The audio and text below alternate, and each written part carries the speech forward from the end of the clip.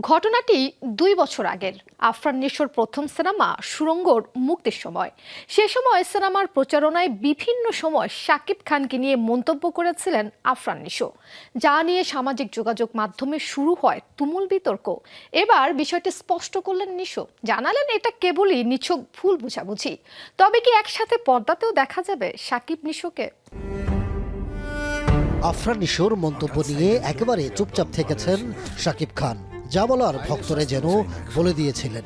তবে ২ বছর পর হলেও বিষয়টি স্পষ্ট করলেন নিশো।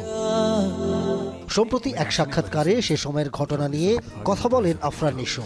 জানান সে সময়ে যেটা ঘটেছিল এটা একটা ভুল বোঝাবুঝি। এটা খুবই অনাকাঙ্ক্ষিত। আমার মনে হয় যে যার সাথে ঘটে সেই হয়তো বা বোঝে। সেই জায়গার থেকে আমি ইটস নট অ্যাবাউট ক্লারিফিকেশন। আমার কথা হচ্ছে সিচুয়েশনটা যখন ঘটে গেছে, এটা আমি খুব স্পষ্ট এবং দায়িত্ব নিয়ে বলতে চাই যে এটা একটা ভুল বোঝাবুঝি। হ্যাঁ, আমার ইন্টেনশন কখনোই কোনো একজন মানুষকে কেন্দ্র করে কোনো কটূক্তি বা কোনো মন্তব্য করা কখনোই ছিল না, এখনো নাই এবং সামনেও থাকবে না। এরপর শাকিব খানের কথা টেনে আফরান নিশো বলেন, যাকে নিয়ে কথা হচ্ছে সে আমার অগ্রজ, ইন্ডাস্ট্রিতে আমার সিনিয়র, তাকে আমি যথেষ্ট সম্মান করি। আমার যখন সুড়ঙ্গ আসে তখন তাকে সম্মান দেখিয়ে আমি অনেক কথা বলেছি, অনেক।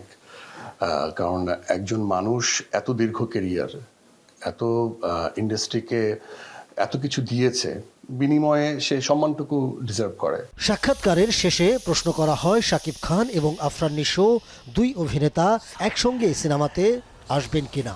এখন পর্যন্ত এরকম কোনো কিছু আমার কাছে আসেনি। বাট এরকম কোনো কিছু আসলে আমি বরঞ্চ খুবই খুশি হব এবং আমার মনে হয় যে সবাই খুশি হবে। তবে শাকিব খানকে নিয়ে বিতর্ক কিংবা দুজনের একসাথে সিনেমা করার বিষয়ে মুখ খোলেননি শাকিব খান। Ahmed Tawkir, showbiz tonight.